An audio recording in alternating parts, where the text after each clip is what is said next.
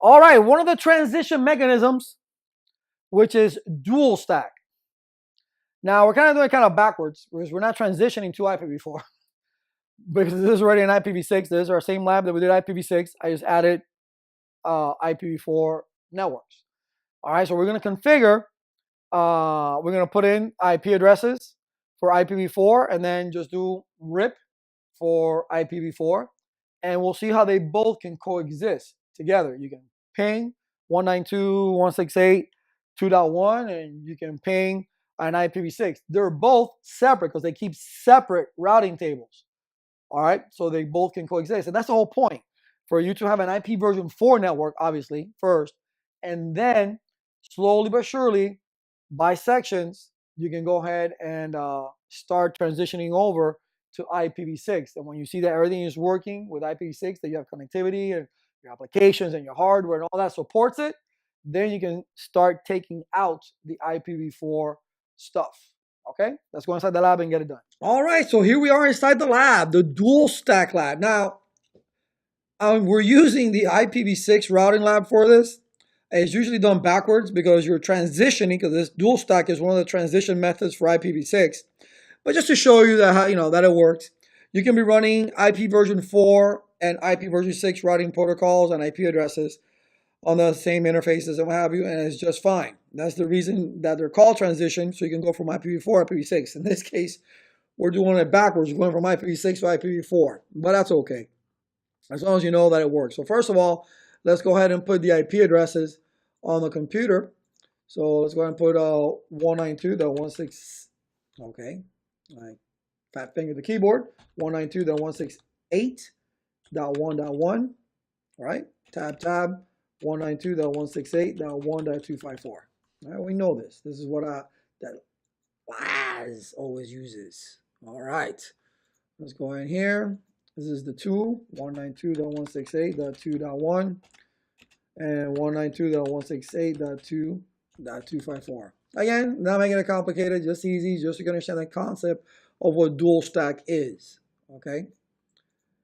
And then we go here, 192.168.3.1, tab, 192.168, oops, .3.3.254.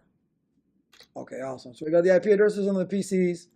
Now, I mean, this should be easy for you to do, but now we need to, and we have the 10.1.1.4 and 10.1.1.8. So let's do these routers first. And as we're dealing with IPv4, it should be fairly simple. We don't have to go in the interfaces because we do everything from global configuration, right? And we just do RIP, config T, router RIP, version 2, network 192.168.1.0, net 10.0.0, and then no auto summary, right? Don't forget that. UWR. Let's go over here. The middle router. It's attached to the 4, the 8, and the 2. So it's attached to 3 networks. Let's just maximize that CLI right there. So we got enable, config T, router RIP, version 2, network 10.0.0. Okay, and then network 192.168.2.0. No auto summary. UWR. That's pretty quick and easy. But you got to admit, the IPv6 version was pretty simple too. Okay, so we go enable, config T, conf T, and then router RIP,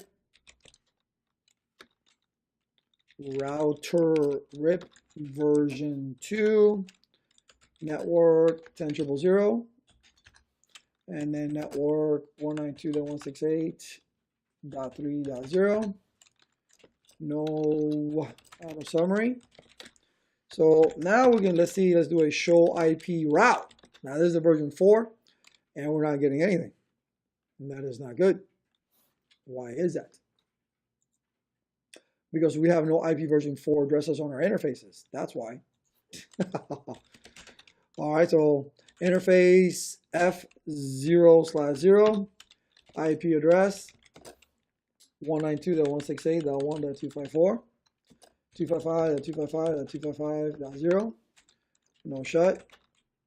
Interface interface S0/0/0, IP address 10.1.1.5, 255.255.255.252, and I have the clock rate already on there, so we don't have to worry about that.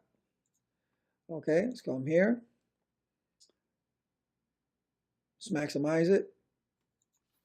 Let's exit. Interface S0/0/1, IP address 10.1.1.6, 255.255.255.252, and then we go all zeros. IP address is 489. This is 9. Has the clock rate and everything ready.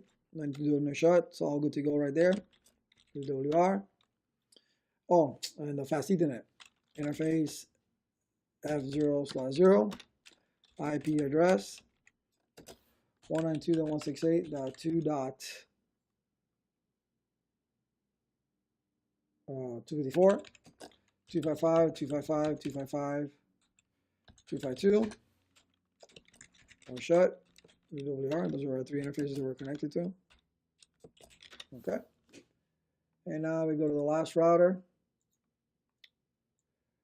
All right. So we go config T. Interface S0/0/1. IP address 10.1.1.10. 255.255.255.252. And then interface F0/0. IP address 192.168.3.254. Oops, forgot the summary mask. 255.255.255.0. And then no shuts.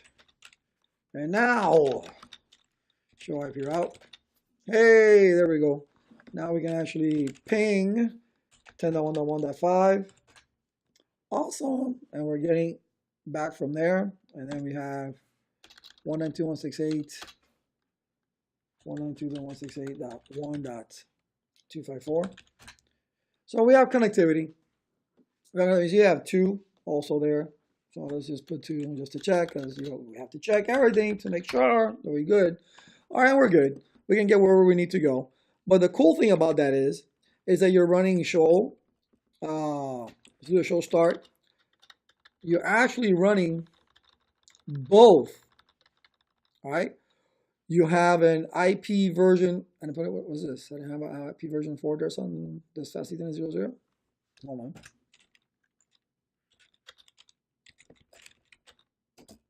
Oh, okay. I didn't copy it. All right. There's an IP version 4 address, an IP version 6 address. There's the IPv6 routing protocols. We never took them out. Okay. They're there, but we're also running, okay, version 2. So we're running both version 4 and version 6. Obviously, it would be the other way around. That's why we transitioned from version 4 to version 6. And this is the easiest way of doing it, because it's simply just like that. You're running both protocols at the same time, and then you do it, segment by segment, portion by portion, like a pie. Take a piece of it, and you make sure that everything is working as you go along. Once you see everything is working, IPv6, right, and is sending everything across, then you can slowly take out version 4, right? We just did it a little backwards, but you can see it's the same concept. Just running both IPv4 and IPv6 together on top of each other to go ahead and and run both protocols until we're ready to just use one. In this case, we really just want to use IPv6, not just IPv4. But both can run together without a problem. I'll see you outside the lab. Tell you what, it's easier typing those IP4 addresses than it is IPv6, isn't it? That's why we can go so fast. But the good thing is, you saw when we did the routing protocol, which was the first thing we did instead of putting the IP addresses, but that's okay. So when we did the routing protocol, that was simple. It was RIP. Router RIP, version 2, network, classful boundary for the 10 network, and then network 192.168.1.0, no auto summary. Boom. Next. It was quick. It was easy. No problem. But obviously, we had to go back and put the IP addresses because we got so happy and full of joy to do the routing protocol that we just said, hey, the heck with the IPs. And that's why when we did show IP route, we saw nothing. And we're like, oh, okay, we forgot to put the IP addresses. But once we did that, you saw when you did show IP route, there was a routing table with RIP. All right, so that is a dual stack, one of the transmission mechanisms that IPv6 uses. See you in the next.